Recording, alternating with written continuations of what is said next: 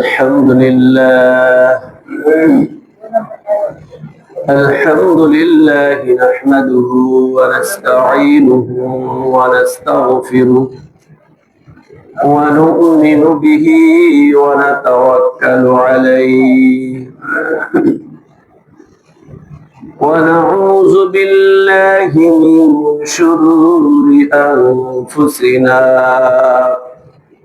ومن سيئات أعمالنا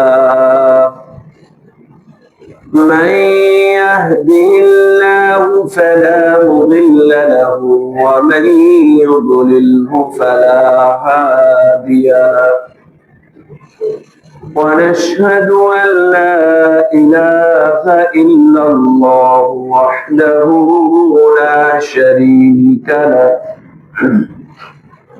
ونشهد أن سيدنا وسندنا وحبيبنا وشفيعنا وطبيبنا وطبيب قلوبنا وأولانا ومولانا محمدا عبده ورسوله صلى الله تعالى عليه وعلى آله وأصحابه وبارك وسلم تسليما كثيرا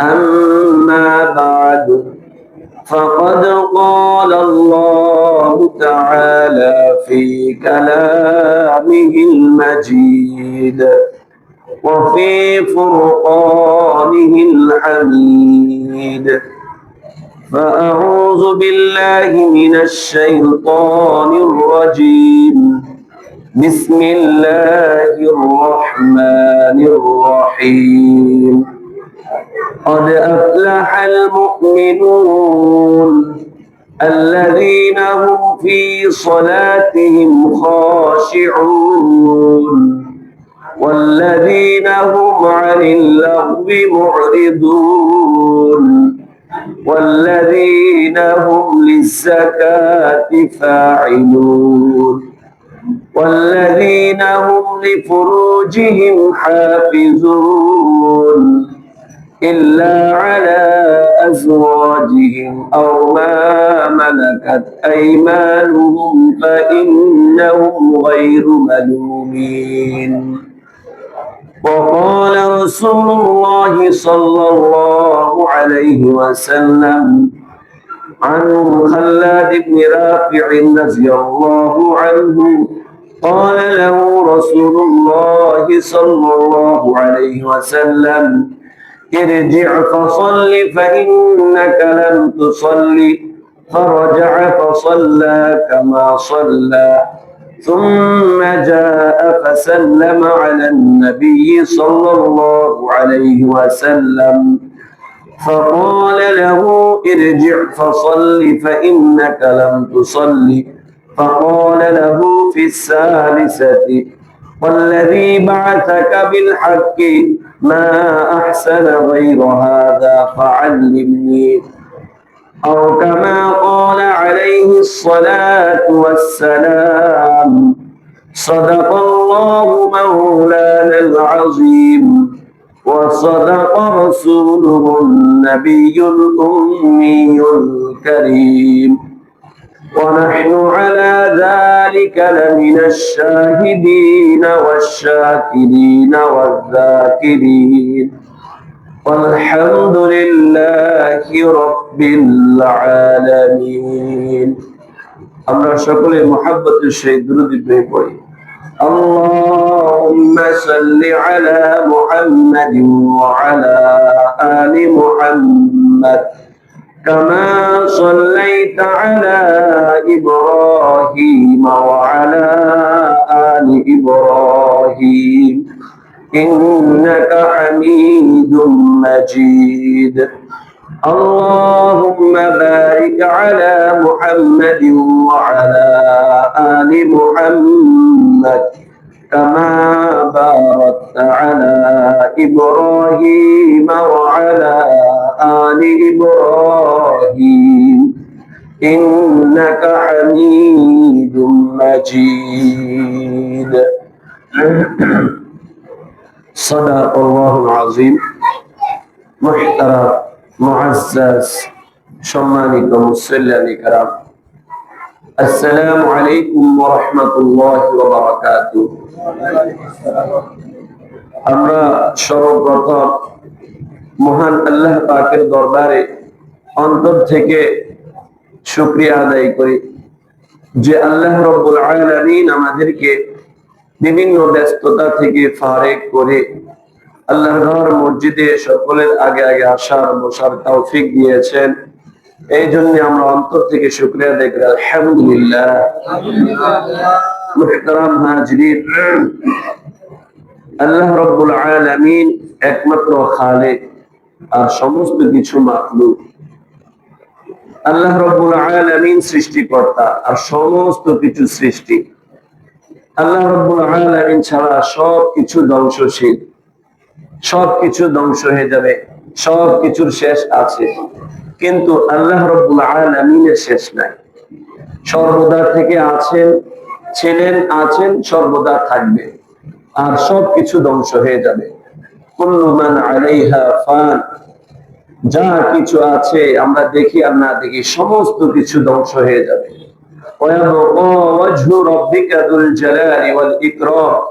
একমাত্র তোমার রবের সত্তা, যিনি মহিমান্বিত মহিমাময়, এই সত্তাই বাকি থাকবে, আর সমস্ত কিছু কি হয়ে যাবে ভাই? ধ্বংস হয়ে যাবে। সেই মহান আল্লাহ রাব্বুল আলামিনের দরবারে বেশি বেশি করে আমরা শুকরিয়া জ্ঞাপন করি। আল্লাহ রাব্বুল আলামিন তাহলে আমাদের নিয়ামতকে আরো বাড়াইয়া দিবেন। মুহতারাম হাজিরিন, আমাদের আলোচনা নামাজ সম্পর্কে চলতেছিল। মাঝখানে রাসূল করিম সাল্লাল্লাহু আলাইহি ওয়াসাল্লামের জীবনী সম্পর্কে দুটি জুমা আলোচনা করেছি। এর আগে আমরা নামাজের আলোচনা শুনতেছিলাম, নামাজের গুরুত্ব, ফজিলত, নামাজ পড়লে কি লাভ, নামাজ না পড়লে কি ক্ষতি, যার করণীয় কি, এই সম্পর্কে আলোচনা চলতেছিল। আজকে আমাদের আলোচনা হবে জামাতের সাথে নামাজের গুরুত্ব এবং ধ্যান ও খেয়ালের সাথে খুশু খুজুর সাথে নামাজ আদায়ের ফজিলত। মুহতারাম হাজিরিন, খেয়াল করে শুনি, নামাজ যেমনি ভাবে ফরজ, ঠিক তেমনি ভাবে জামাত সময় মতো নামাজ পড়াও ফরজ। নামাজ যেমন ফরজ, সময় মতো নামাজ আদায় করাও ফরজ। একই ভাবে কিছু সংখ্যক সাহাবী ও তাবেঈনের মতে সময় মতো নামাজ পড়াও ফরজ। কিন্তু আমাদের মাযহাবে ইমাম আবু হানিফা রাহমাতুল্লাহি আলাইহি বর্ণনা মতে জামাতের সাথে নামাজ পড়া সুন্নতে মুআক্কাদা, যা ওয়াজিবের কাছাকাছি। তো যে যাই হোক, এই নামাজ হলো ইসলামী শরীয়তের একটি শিআর, ধর্মীয় ঐতিহ্য। এটা সংঘবদ্ধতার একটা নিদর্শন। নামাজের মাধ্যমে মহল্লার লোকগুলো একত্রিত হওয়ার সুযোগ লাভ করে। এখানে উঁচু নিচু, ধনী গরিব, শিক্ষিত অশিক্ষিত, সবল দুর্বল কোনো ভেদাভেদ থাকে না। এভাবে যখন সমাজের লোকগুলো কাঁধে কাঁধ মিলিয়ে একসাথে নামাজ আদায় করে আল্লাহ রহমতের আশা করে, আল্লাহ রাব্বুল আলামিনের খাস রহমত বর্ষণ হয়। এই নামাজের মাধ্যমে পারস্পরিক দূরত্ব, অহমিকা বোধ, আভিজাত্য বোধ খতম হয়ে যায়। এই নামাজ শিক্ষা দেয় আমরা সকলেই এক আল্লাহর বান্দা, কোনো অহংকার নেই, কোনো বিদ্বেষ নেই, অহমিকা নেই, সকলেই এক কাতারে। এছাড়াও আরো বহুবিধ ফায়দা রয়েছে। এই জন্যই আল্লাহ রাব্বুল আলামিন জামাতে নামাজ পড়ার জন্য কোরআনুল কারীমের মধ্যে ইরশাদ করেন, ওয়া আকিমুস সালাতা ওয়া আতুজ যাকাতা, তোমরা নামাজ আদায় করো, যাকাত প্রদান করো, ওয়ারকাউ মা'আর রাকিঈন, এবং রুকুকারীদের সাথে রুকু করো, অর্থাৎ জামাতের সাথে নামাজ আদায় করো। রাসূল করিম সাল্লাল্লাহু আলাইহি ওয়াসাল্লাম জামাতের সাথে নামাজ আদায়ের ফজিলত সম্পর্কে বলতে গিয়ে বলেন যে তিনটি বিষয়ের সওয়াব যদি লোকদের জানা থাকতো তাহলে তা হাসিল করার জন্য রীতিমতো তারা পরস্পরের যুদ্ধে লিপ্ত হতো। তিনটি বিষয়ের সওয়াব এত বেশি। নাম্বার 1 হলো আযান দেওয়া, 2 নাম্বার হলো কঠিন দুপুরে, রোদ দুপুরে জামাতে নামাজ পড়ার জন্য মসজিদে গমন করা, 3 নাম্বার হলো প্রথম সারিতে দাঁড়িয়ে নামাজ পড়া। তো জামাতের সাথে নামাজ পড়া এবং প্রথম সারিতে দাঁড়িয়ে নামাজ পড়া এত বেশি সওয়াবের যে মানুষ যদি এর লাভ জানতো তাহলে এটা হাসিল করার জন্য কে কার আগে যাবে, কার আগে সামনে দাঁড়াবে, এটার জন্য পরস্পরের প্রতিযোগিতা এবং যুদ্ধে লিপ্ত হতো। মুহতারাম হাজিরিন, যুদ্ধ কি সাধারণ তুচ্ছ জিনিসের জন্য হয়? বৃহৎ স্বার্থ হাসিলের জন্য হয়। তাহলে বোঝা যায় যে এটা অনেক বড় সওয়াবের এবং নামাজ পড়া। এছাড়া স্থায়ী ভাবে সব সময়ের জন্য আদত অভ্যাস বানিয়ে নেওয়া, জামাতে হাজির না হওয়াকে অভ্যাস বানিয়ে নেওয়া, এটা হলো সুন্নতে মুআক্কাদা তরক করা। গুনাহ আমল নামায় তার সুন্নতে মুআক্কাদা তরক করার গুনাহ লিপিবদ্ধ হতেই থাকবে, জামাত তরককারী হিসেবে গণ্য হবে। মুহতারাম হাজিরিন, জামাতে নামাজ পড়ার কতটা গুরুত্ব এই হাদিস দ্বারা বোঝা যায়। অন্য হাদিসে পাকের মধ্যে হযরত ওমর ফারুক রাদিয়াল্লাহু আনহু থেকে বর্ণিত, রাসূল করিম সাল্লাল্লাহু আলাইহি ওয়াসাল্লাম বলেন, আমার মনে চায় কিছু সংখ্যক যুবককে বলি যে তারা যেন জ্বালানি কাঠ সংগ্রহ করে। লাকাদ হামামতু আন আমুরা ফিতিয়াতি ফায়াজমাউ লি হুযরান মিন হাতাবিন, কিছু সংখ্যক যুবককে বলি তারা যেন আমার জন্য জ্বালানি কাঠ সংগ্রহ করে। অথবা সুম্মা আতিয়া কওমান, ওই সম্প্রদায়ের কাছে, ওই ব্যক্তিদের কাছে যাই। সুম্মা আতিয়া কওমান ইউসাল্লুনা ফি বুয়ুতিহিম লাইসাত বিহিম ইল্লাতুন, যারা কোনো উযর ছাড়াই ঘরে নামাজ আদায় করে। ফাউহারিকুহা আলাইহিম, অতঃপর তাদের বাড়ি ঘরগুলো আগুন দিয়ে জ্বালিয়ে দিই। নাউযুবিল্লাহ। মুহতারাম হাজিরিন, কত কঠিন সতর্কবাণী কে উচ্চারণ করেছেন? জনাবে মুহাম্মদ রাসূলুল্লাহ সাল্লাল্লাহু আলাইহি ওয়াসাল্লাম, যিনি উম্মতের দরদে, উম্মতের জন্য এতটাই বেচাইন, উম্মতের চিন্তা, উম্মতের কিভাবে জাহান্নামের আগুন থেকে উম্মতকে বাঁচানো যায়, এই চিন্তায় যার নিদ্রা ঘুম পর্যন্ত হারাম হয়ে গিয়েছে।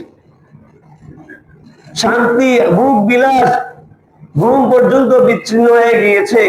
উম্মতকে কিভাবে জাহান্নামের আগুন থেকে বাঁচানো যায় এই ফিকিরে একটি আয়াত তেলাওয়াত করতে করতে সারা রাত কাটিয়ে দিয়েছেন। ইন তুআযিবুহুম ফাইন্নাহুম ইবাদুক, হে আল্লাহ, ইন তুআযিবুহুম, আপনি যদি আমার উম্মতকে তাদেরকে আযাব দেন, ফাইন্নাহুম ইবাদুক, আপনার তো কোনো লাভ হবে না, তারা তো আপনারই বান্দা। ওয়া ইন তাগফির লাহুম, আর যদি আপনি তাদেরকে ক্ষমা করেন, ফাইন্নাকা আনতাল গফুরুর রহিম, নিশ্চয়ই আপনি ক্ষমাশীল পরম দয়ালু। কতটা আবেগী! সারা রাত কাটিয়ে দিয়েছেন উম্মতের দরদে। হে আল্লাহ, আপনি কাদেরকে শাস্তি দিবেন? আপনি যদি শাস্তি দেন, দিতে পারেন, এতে তো আপনার কোনো লাভ হবে না, এরা তো আপনারই উম্মত। আর যদি ক্ষমা করেন তাও তো কোনো লস হবে না, আপনি তো ক্ষমাশীল পরম দেন। উম্মতের চিন্তা, যার নিদ্রা পর্যন্ত হারাম হয়ে গিয়েছে, রাত্রিবেলা এইভাবে দাঁড়িয়ে দাঁড়িয়ে নামাজ আদায় করতেন, উম্মতের নাজাতের জন্য কান্না করতেন, সে জনাবে মুহাম্মদ রাসূলুল্লাহ সাল্লাল্লাহু আলাইহি ওয়াসাল্লাম কতটা মনের মধ্যে ব্যথা নিয়ে বলতে পারেন যে আমার মনে চায় ওই সকল যুবকদের, ওই সকল লোকদের ঘর বাড়িগুলো জ্বালিয়ে দিই যারা ঘরে বসে নামাজ আদায় করে মসজিদে যায় না। মুহতারাম হাজিরিন, মসজিদে নামাজ পড়লে নামাজের ফজিলত সম্পর্কে রাসূল করিম সাল্লাল্লাহু আলাইহি ওয়াসাল্লাম বলেন, যে ব্যক্তি মসজিদে নামাজ পড়ার উদ্দেশ্যে গমন করে, পা বাড়ায়, প্রত্যেকটা কদমে এক একটি করে গুনাহ মোচন করা হয়, সুবহানাল্লাহ, আর এক একটা নেকি তার আমলনামায় লিপিবদ্ধ করা হয়, সুবহানাল্লাহ। এই জন্যই কিছু কিছু সাহাবায়ে কেরাম মসজিদে নববীর কাছে ঘর নির্মাণ করতে চাইলে আর রাসূলুল্লাহ সাল্লাল্লাহু আলাইহি ওয়াসাল্লাম তাদেরকে মসজিদের কাছে ঘর বানাতে বলেন নাই, নিষেধ করেছেন যে ঘর যত দূরে হবে, মসজিদে আসতে পায়ের কদমের সংখ্যা যত বেশি হবে, তার আমল বেশি হবে, তার সওয়াব বেশি হবে। ভারতবর্ষের একজন বুজুর্গ আলেম মাহমুদ হাসান দেওবন্দি রহমাতুল্লাহ আলাইহি সম্পর্কে বর্ণিত আছে, তিনার ঘর মসজিদের পাশে হওয়ার কারণে তিনি যখন ফজর নামাজে যাইতেন তো ছোট রাস্তা ছেড়ে একটু ঘুরে দূর দিয়ে মসজিদে আসতেন। উদ্দেশ্য হলো মসজিদে যাইতে যত বেশি কদম পড়বে তত বেশি সওয়াব হবে, গুনাহ মাফ হবে। মুহতারাম হাজিরিন, রাসূল করিম সাল্লাল্লাহু আলাইহি ওয়াসাল্লাম হাদিসে পাকের মধ্যে বলেন, সালাতুল জামাআতি আফযালু মিন সালাতিল ফরজ বি 27 দারাজা। জামাতে নামাজ পড়া একাকী নামাজ পড়া থেকে 27 গুণ উত্তম। সুবহানাল্লাহ, 27 গুণ। আমরা দুনিয়ার লাভটা বুঝি, 1 টাকা লাভের জন্য আমরা দুনিয়ার এক প্রান্ত থেকে আরেক প্রান্তে ছুটে যাই। যদি চাউলের কেজি 10 টাকা কম হয় সাদা, আমরা সেখান থেকে চাউল আনতে যাব। এখানে থেকে যদি বাজারে কম পাই বাজারে যাব, বাজার থেকে যদি আরো কম পাই হেমায়তপুর সেখানে যাব। কিন্তু ভাই ঘর থেকে মসজিদে অল্প একটু দূরত্ব, ঘরের চাইতে মসজিদে লাভ বেশি, জামাতের সাথে লাভ বেশি। আমার দুনিয়ার লাভটা বুঝে আসে, কিন্তু আখিরাতের লাভ ফায়দা আমার বুঝে আসে না। কারণ দুনিয়াটা আমি সহচক্ষে দেখতেছি, আখিরাতেরটা দেখতেছি না, এই জন্য আমার বিশ্বাসের গভীরতা কম। মুহতারাম হাজিরিন, কিন্তু আখিরাতেই সত্য। আল্লাহ রাব্বুল আলামিন কুরআনুল কারীমের মধ্যে বলেন, বাল তুসিরুনাল হায়াতাদ দুনিয়া, তোমরা দুনিয়ার জীবনকে প্রাধান্য দাও, ওয়াল আখিরাতু খায়রু ওয়া আবকা, অথচ আখিরাত হলো শ্রেষ্ঠ এবং দীর্ঘস্থায়ী। আখিরাত দুনিয়ার চেয়ে উত্তম। ফায়দা বুঝবো, তাহলে আমার আপনার জন্য জামাত এসে নামাজ পড়া সহজ হবে। মুহতারাম হাজিরিন, এতক্ষণ যে আলোচনা হইলো, আমরা যে বুঝতে পারলাম জামাতে নামাজ পড়লে কি ফজিলত, তদ্রুপ ভাবে জামাত ত্যাগকারীদের ব্যাপারে কি শাস্তি সেটাও জানা দরকার। রাসূল করিম সাল্লাল্লাহু আলাইহি ওয়াসাল্লাম বলেন, হযরত ইবনে আব্বাস রাদিয়াল্লাহু আনহু থেকে বর্ণিত, عن ابن عباس رضي الله عنه قال أنه سئل عن رجل يصوم النهار ويقوم الليل। হযরত আব্দুল্লাহ ইবনে আব্বাস রাদিয়াল্লাহু আনহু থেকে বর্ণিত, তিনি বলেন, এক লোক সম্পর্কে আল্লাহ রাসূলকে জিজ্ঞেস করেন, ইয়া রাসূলুল্লাহ, ইয়াসুমুন নাহার ওয়া ইয়াকুমুল লাইল, এক লোক আছে সারা রাত নামাজ পড়ে আর দিনের বেলা রোজা রাখে, ওয়ালা ইয়াশহাদুল জামাআতা ওয়ালাল জুমআ, ওই লোক জামাতেও হাজির হয় না, জুমার নামাজেও আসে না। ফাকালা হাযা ফিন্নার, রাসূল করিম সাল্লাল্লাহু আলাইহি ওয়াসাল্লাম বলেন, সে জাহান্নামী। তার সারা রাতের ওই নামাজ, দিনের বেলা রোজা জাহান্নামের আগুন থেকে রক্ষা করতে পারবে না। সারা রাত নামাজ পড়ে, নফল পড়ে, কিন্তু জামাতে আসে না, ফজর নামাজে মসজিদে আসে না, জুমায় আসে না। আল্লাহ রাসূল বলেন, সারা রাতের কষ্ট তার বিফল, সারা দিনের রোজার কষ্ট তার বিফল। জামাতে নামাজ পড়া এটা জরুরি, জুমায় হাজির হওয়া, উপস্থিত হওয়া এটা জরুরি, এটা উত্তম। মুহতারাম হাজিরিন, রাসূল করিম সাল্লাল্লাহু আলাইহি ওয়াসাল্লাম সাহাবায়ে কেরামের জামাতে নামাজ পড়ার কেমন দিলি তামান্না ছিল। রাসূল করিম সাল্লাল্লাহু আলাইহি ওয়াসাল্লামের যখন অসুস্থ ছিলেন, মৃত্যুর আগে 14 দিন অসুস্থ ছিলেন, তো অসুস্থতা যখন এতটাই বেড়ে গেল, আল্লাহ রাসূল আর হাঁটতে পারছেন না। খুব কষ্ট করে দুজন সাহাবীর উপর ভর দিয়ে মাগরিবের নামাজ আদায় করতে আসলেন। মাগরিবের নামাজ সূরা মুরসালাত দিয়ে আদায় করে বাসায় গেলে, বাসায় গিয়ে আর আসলেন না। এশার সময় হয়ে গেল, সাহাবায়ে কেরাম মসজিদে বসে অপেক্ষা করতেছেন, আল্লাহ রাসূল আসবেন নামাজ পড়াবেন। অনেক সময় হয়ে গেল, আসছেন না। এক সাহাবী খবর নেওয়ার জন্য বাসায় গেলেন। মসজিদের নববীর কাছেই গেটের জানলার পাশে আল্লাহ রাসূলের হুজরা শরীফ ছিল, কামরা ছিল। তো খবর নিতে গেলেন, আল্লাহ রাসূল অসুস্থ, শুয়ে আছে। বললেন যে আল্লাহ রাসূল যাওয়ার পরে সাহাবীকে বললেন নামাজ পড়ছো? সাহাবী বলতেছে না, সকলে আপনার অপেক্ষায় আছে ইয়া রাসূলুল্লাহ। আল্লাহ রাসূল বলেন ঠিক আছে, পানি আনো। আল্লাহ রাসূলের জন্য পানি আনা হলো। আল্লাহ রাসূল গোসল করলেন। গোসল করে নামাজ পড়াইতে যাবেন, উঠে দাঁড়াইলেন, এমনিতেই মাথা গড়নি দিয়ে মূর্ছা এসে পড়ে গেলেন, বেহুশ হয়ে গেলেন। অনেকক্ষণ বেহুশ অবস্থায় ছিলেন। আবার যখন হুঁশ ফিরে আসলো, সাহাবীকে জিজ্ঞেস করলেন নামাজ হয়েছে? সাহাবী বললেন না আল্লাহ রাসূল, সকলে আপনার অপেক্ষায় আছে। আবার আল্লাহ রাসূল পানি আনাইলেন, পানি এনে গোসল করে আবার উঠে দাঁড়াইলেন, নামাজ পড়াইতে যাবেন, আবার বেহুশ হয়ে পড়ে গেলেন।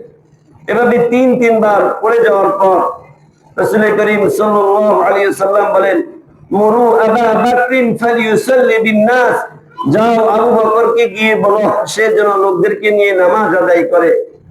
মুহতারাম হাজিরিন, এই ছিল রাসূল করিম সাল্লাল্লাহু আলাইহি ওয়াসাল্লামের সাহাবায়ে কেরামের জামাতের সাথে নামাজ পড়ার এবং পড়াবার দিলি তামান্না। আমাদের প্রতি আফসোস, ধিক্কার, একটু ভোগ বিলাসিতার কারণে, সাধারণ একটু অলসতার কারণে, সামান্য ওজরের কারণে, অসুস্থতার ওজর দেখিয়ে আমরা ঘরে নামাজ পড়ি। অনেকে তো সময় মতেই পড়ে না, অনেকে তো আছে নামাজেই পড়ে না, মনে করে জমা পড়লাম তো আমার দায়িত্ব আদায় হয়ে গেল। নাউজুবিল্লাহ। মুহতারাম হাজিরিন, এমন অসুস্থতা নিয়েও সাহাবায়ে কেরাম রাদিয়াল্লাহু আনহুম নামাজ ছাড়েন নাই। মুহতারাম হাজিরিন, তো এই ছিল জামাতের সাথে নামাজ আদায়ের ফজিলত ও গুরুত্ব। আরেকটা বিষয় হলো নামাজের রূহ, খুশু খুজু, ধ্যান ও খেয়ালের সাথে, একাগ্রতার সাথে নামাজ আদায় করা। আমরা নামাজ পড়ি, সংসারের হিসাব নিকাশ কষি, ব্যবসা বাণিজ্যের হিসাব করি। হার মুসল্লি, অনেক মুসল্লি জিজ্ঞেস করে নামাজে মনটা থাকে না, বলতে পারি নাকি 3 রাকাত পড়লাম না 5 রাকাত পড়লাম, বুঝতেই পারি নাকি 2 রাকাত পরে বৈঠক করছি না করিনি, কিছুই জানি না। চিন্তা করেন 4 রাকাত নামাজ, 5 মিনিট সময় নামাজে থাকে না। এর কারণ কি? এই আলোচনা দ্বারা বোঝা যাবে এর কারণটা। খুব খেয়াল করে শুনুন, নামাজে কেন মন থাকে না। মুহতারাম হাজিরিন, আমরা বিভিন্ন সময় শুনে থাকি খুশু ও খুজু এর সাথে নামাজ পড়া। এর শাব্দিক অর্থ ধ্যান ও খেয়ালের সাথে নম্রতা, একাগ্রতা, ভদ্রতা। নম্রতা, একাগ্রতা, ভদ্রতা, ধ্যান ও খেয়ালের সাথে নামাজ আদায় করাকে খুশু ও খুজু বলে। প্রত্যেকটা জিনিসের দুইটা রূপ আছে, একটা হলো বাহ্যিক রূপ আর একটা হলো অভ্যন্তরীণ রূপ। প্রত্যেকটা প্রাণীর, প্রত্যেকটা বস্তুর, আমরা ফল খাই, বাইরে একরকম, ভিতরে আরেক রকম। প্রত্যেকটা প্রাণীর উপর দিয়ে যা আছে ভিতরে তা আছে, দেখা যায় না। বাহ্যিক জিনিস, বাহ্যিকটাকে বলে শরীর বলে, আর ভিতরটাকে বলে রূহ। নামাজের বাহ্যিক দিক হলো রুকু, সেজদা, কিয়াম, দাঁড়ানো, আর অভ্যন্তরীণ বিষয় হলো রূহ। মানুষের বাহ্যিক হলো অঙ্গ প্রত্যঙ্গ, হাত, পা, চেহারা, চোখ, শরীর, আর অভ্যন্তরীণ বিষয় হলো রূহ। আর এই রূহ হলো মানুষের চালিকা শক্তি। এই রূহের কারণে সে হাঁটতে পারে, পা চলতে পারে, হাত ধরতে পারে, জবান বলতে পারে, চোখ দেখতে পারে, কান শুনতে পারে, নাক ঘ্রাণ নিতে পারে। এই রূহের কারণে। রূহ না থাকলে হাত চলে না, পা চলে না, মুখ চলে না, কান চলে না, চোখ চলে না। এই রূহ না থাকলে তাকে মুর্দা বলা হয়, মৃত বলা হয়। এই রূহ না থাকলে তার কোনো মূল্য থাকে না, এই দেহের কোনো মূল্য থাকে না। রূহ না থাকলে দেহের মূল্য থাকে, এই দেহের কোনো মূল্য থাকে না। যত আপনজন হোক, প্রিয়জন হোক, মুহাব্বতের মানুষ হোক, যতক্ষণ পর্যন্ত আপনার দেহের ভিতরে জান আছে, রূহ আছে, আপনি তার প্রিয়জন, ভালোবাসার পাত্র, আপনি তার কাছে দামি। যখন আপনার শরীর থেকে রূহ বের হয়ে যাবে, রূহ চলে যাবে, জান চলে যাবে, আপনি যত দামি হোক, যত মুহাব্বতের হোক, যত ভালোবাসার হোক, আপনি তখন ভয়ের কারণ হয়ে যাবেন, ভীতির কারণ হয়ে যাবে। আজকে আপনার শরীর থেকে রূহ যখন বের হয়ে যাবে, আপনি দেখেন বাসায় মারা যাওয়ার পর কয়েক ঘন্টা ভিতরে থাকতে পারে। চিন্তা করেন কয় ঘন্টা থাকতে পারবে? যত দ্রুত সম্ভব। যে লোকটাকে না দেখলে ভালো লাগতো না, বেচাইন থাকতো, যাকে ছাড়া খাবার খেত না, যাকে ছাড়া সুখ শান্তির চিন্তা করা যায় না, ওই লোকটার যখন রূহ বের হয়ে গেছে, জান চলে গেছে, ওই লোকটা এখন ভয়ের কারণ হয়ে গেছে। যদি বলে স্ত্রীকে বলে 2 ঘন্টা তুমি রাত্রিবেলা স্বামীর কাছে বসে থাকো, আমরা বাইরে অপেক্ষা অন্য কাজ করি, বসে থাকবে? সে বলবে আমি ভয় পাই। অথচ তার সাথে দীর্ঘ সময় কাটিয়েছে, কঠিন মুহূর্ত কাটিয়েছে, একাগ্রতার সাথে ছিল, আজকে রূহ চলে গেছে, জান বের হয়ে গেছে, ভয়ের কারণ হয়ে গেছে। সকলে বলে বেশি দেরি হলে দুর্গন্ধ ছড়াবে, তাড়াতাড়ি দাফন কাফন করো। প্রত্যেকে তার তার নিজ নিজ ধর্ম অনুযায়ী শেষকৃত্য করে। কেউ আগুনে জ্বালিয়ে দেয়, কেউ পানিতে ভাসিয়ে দেয়, কেউ গোসল দিয়ে কাফন পরিয়ে দাফন করে শেষকৃত্য করে দেয় যত দ্রুত সম্ভব। মুহতারাম হাজিরিন, তাহলে বোঝা যায় যে আমার আপনার সাথে সম্পর্ক, স্বামী স্ত্রীর সম্পর্ক, ছেলে সন্তানের সম্পর্ক, এটা কি দেহের সাথে না রূহের সাথে? রূহের সাথে। যতক্ষণ রূহ আছে ততক্ষণ তার দাম আছে, যতক্ষণ জান আছে ততক্ষণ তার দাম আছে। যখন রূহ নাই, জান নাই, তখন তার চাইলে না মূল্যের তার দাম নাই। মুহতারাম হাজিরিন, ঠিক তদ্রুপ ভাবে নামাজের একটা বাহ্যিক দিক আছে, অভ্যন্তরীণ দিক আছে। নামাজের বাহ্যিক দিক হলো রুকু, সিজদা, কিয়াম, দাঁড়ানো, উঠা বসা, বৈঠক করা। আর অভ্যন্তরীণ বিষয় হলো নামাজের রূহ হলো খুশু খুশু, ধ্যান ও খেয়ালের সাথে একাগ্রতার সাথে নামাজ আদায় করা। এটা নামাজের রূহ।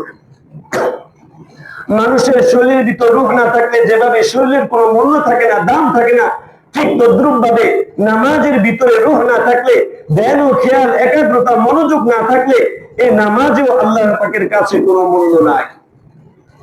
ফিকহ শাস্ত্রের ভিতরে মাসালাগত ভাবে যদিও এটাকে নামাজ বলা হয়, কিন্তু আল্লাহ রাব্বুল আলামিনের দরবার এই নামাজ কবুল হবে না, এই নামাজের কোনো মূল্য নাই। বিষয়টা বুঝাইতে পারছি?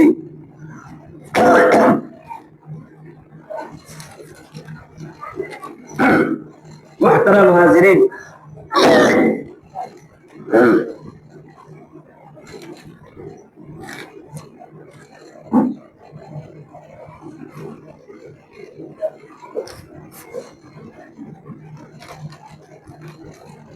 নামাজে রূহ না থাকলে তার নামাজে হয় নাই। এ ব্যাপারে একটা হাদিস, কারণ অনেকে বলবে হুজুর তাহলে তো আমাদের কয়জনের নামাজ হয়? কয়জনের নামাজ? আপনি ফরজ আদায় করলেন, একটা হলো আমার দায়িত্ব আদায় করা, আর একটা হলো কবুল হওয়া, মালিকে খুশি হয়ে আবার আপনাকে এক্সট্রা গিফট করা, বোনাস দেওয়া। দুইটা দুই বিষয়। একটা ডিউটি আদায় করলে, আর একটা কি পাইলেন ভাই? এর বিনিময় বোনাস পাইলেন, পুরস্কার পাইলেন। পুরস্কার পাওয়া লাগবে। আপনার রূহ না থাকলে নামাজ যে হয় না, এটা হাদিস পড়ে শুনাই। বুখারী শরীফ এবং মুসলিম শরীফের হাদিস। হযরত খাল্লাদ ইবনে রাফি রাহমাতুল্লাহি রাদিয়াল্লাহু আনহু, গ্রাম্য সাহাবী, আল্লাহ রাসূল সাল্লাল্লাহু আলাইহি ওয়াসাল্লামের কাছে সাক্ষাৎ করতে আসলেন মসজিদে নববীতে। এসে প্রথমে 2 রাকাত নামাজ পড়লেন। নামাজ পড়ে আল্লাহ রাসূলের কাছে উপস্থিত হলেন। আল্লাহ রাসূল তার নামাজ দেখলেন, তাকে দেখলেন, দেখে বললেন, হে খাল্লাদ ইবনে রাফি, তুমি নামাজ পড়ো নাই, আবার গিয়ে নামাজ পড়ো। ওই সাহাবী গিয়ে আবার নামাজ পড়লেন। পড়ার পরে আবার ফিরত এসে আল্লাহ রাসূলকে হাজির হলেন। আল্লাহ রাসূল বললেন, তুমি নামাজ পড়ো নাই, আবার গিয়ে পড়ো। ওই সাহাবী আবারও গেলেন। এভাবে 3 বার হইল।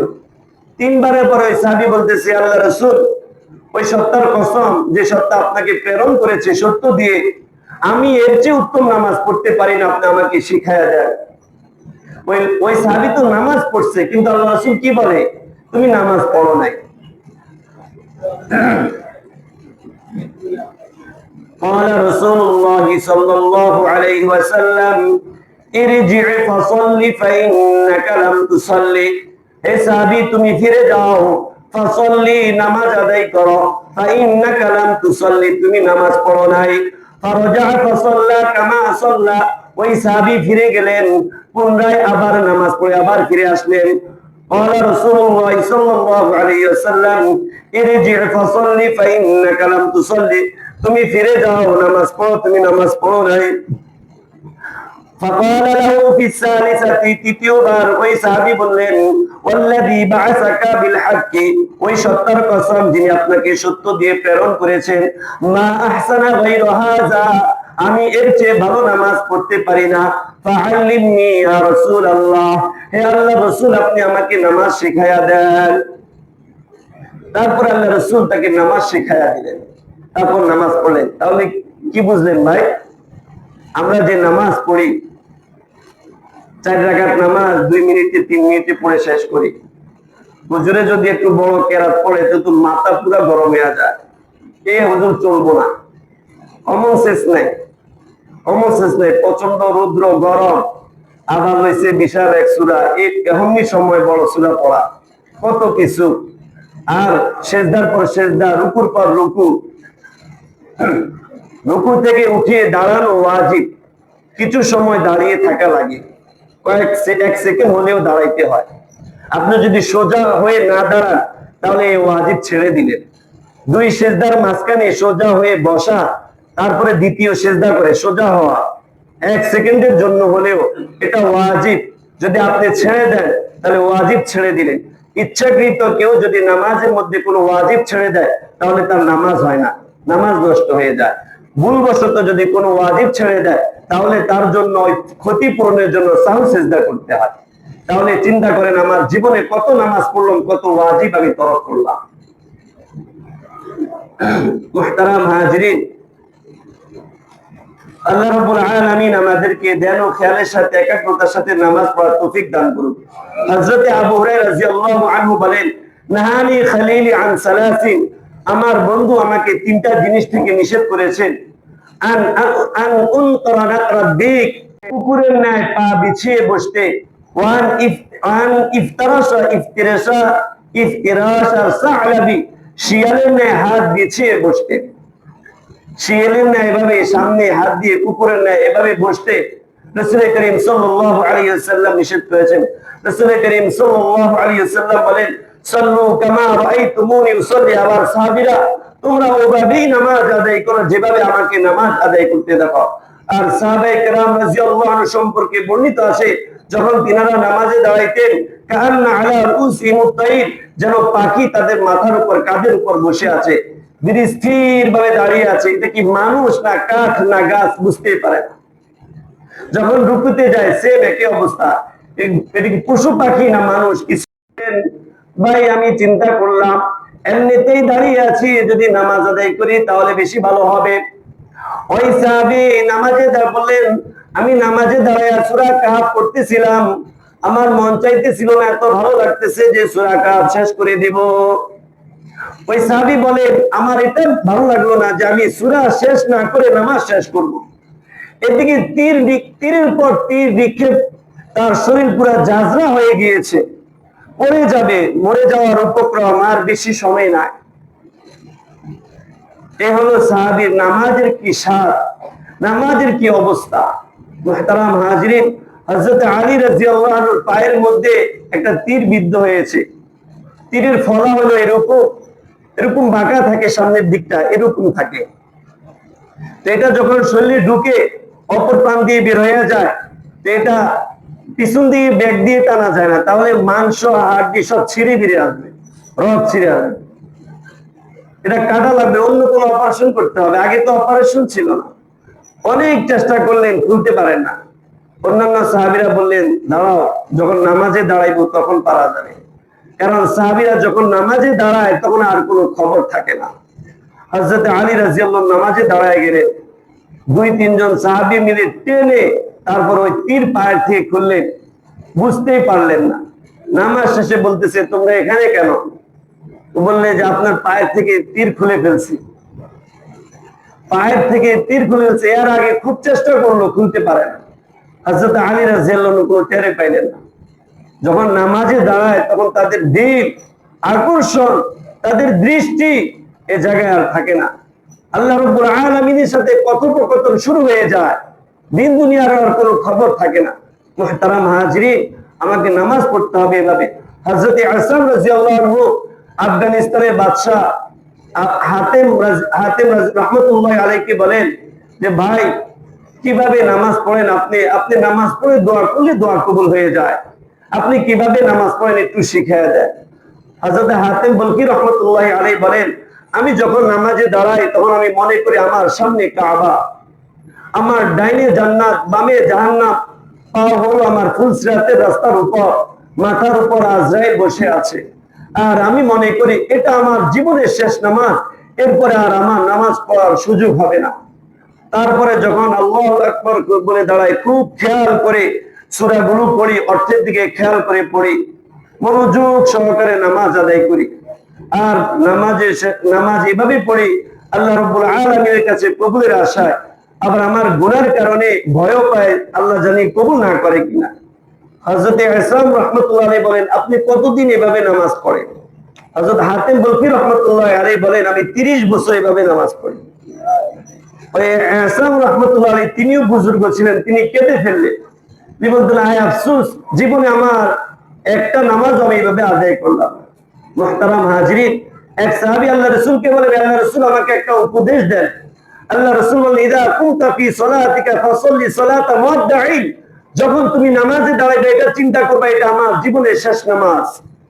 ফাঁসির কাস্টে যখন আসামিকে ঝুলানো হবে তখন 2 রাকাত নামাজ পড়ার সুযোগ দেওয়া হয়। ওই 2 রাকাত নামাজ আর আমার এই নামাজ এক হবে, এইভাবে নামাজ পড়তে হবে, এটাই আমার জীবনের শেষ নামাজ, আর সুযোগ পাবো না। এভাবে যখন নামাজ আদায় করব, ধ্যান ও খেয়ালের সাথে আমার মন অন্যদিকে যাওয়ার সুযোগ আছে, আর যাবে না। আল্লাহ রাব্বুল আলামিন এই নামাজকে কবুল করবেন। আর নামাজকে যদি অলসতা অবহেলার সাথে আমি নষ্ট করি, খুশুর সাথে নামাজ না পড়ি, এই নামাজ আল্লাহ রাব্বুল আলামিনের দরবারে পৌঁছে না। ফেরেশতারা পুরানো কাপড়ে পেঁচিয়ে ময়লার মতো করে ওই নামাজি ব্যক্তির মুখে নিক্ষেপ করে চলে যায়। আর যদি নামাজ উত্তম ভাবে আদায় করে, এই নামাজ তাকে দোয়া করতে করতে আসমানে উঠে, আল্লাহ ওই লোককে এভাবে হেফাজত করে যেভাবে সে আমার হেফাজত করেছে। সুবহানাল্লাহ। মুহতারাম হাজিরিন, আল্লাহ রাব্বুল আলামিন আমাদেরকে একাগ্রতার সাথে খুশু ও হুজুর সাথে নামাজ আদায়ের তৌফিক দান করুন। আমিন। ওয়া আখিরু আলহামদুলিল্লাহি রাব্বিল আলামিন। যারা সুন্নাত পড়েন সুন্নাত পড়েন।